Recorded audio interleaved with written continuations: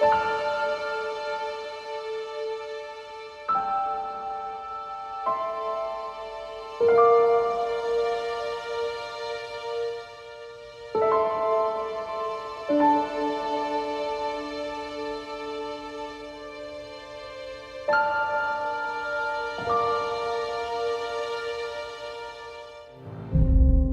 jamais rêvé d'être un héros.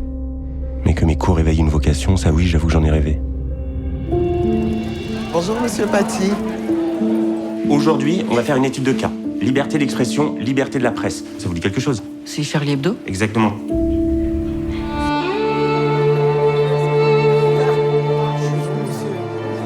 Omar, ça va? Comment ça se passe la troisième?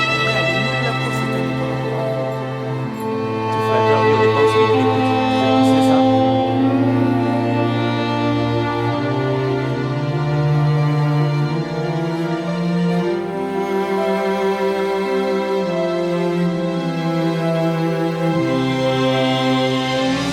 Moi, je n'ai pas voulu réhabiliter Samuel Paty, j'ai pas voulu lui rendre hommage, j'ai voulu raconter son histoire.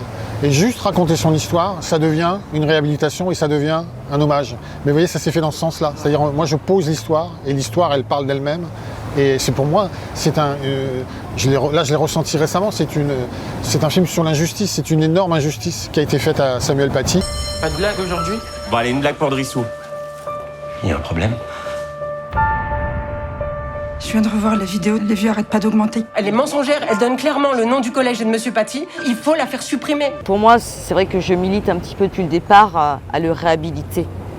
Parce que sa mémoire a quand même été salie avant son attentat. Elle l'a été encore après. Et encore il n'y a pas si longtemps avec le deuxième procès en appel. C'est dire un peu à tout le monde, vous voyez, c'est pas vous qui avez raison. Donc on s'est centré effectivement, je dirais, sur le mensonge, sur l'engrenage, sur la rumeur, sur le fait que ça parte sur les réseaux sociaux et après effectivement sur les failles du système qui n'a pas réussi à endiguer qu'un attentat puisse arriver envers un professeur.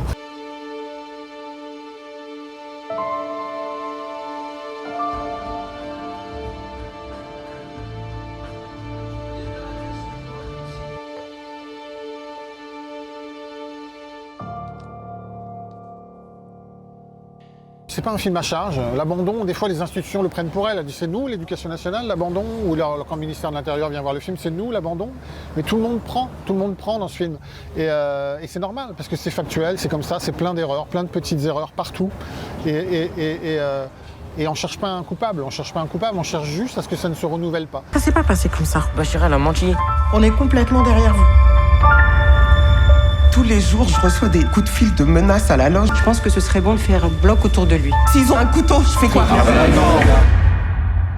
Bon, il n'y a aucune raison de paniquer.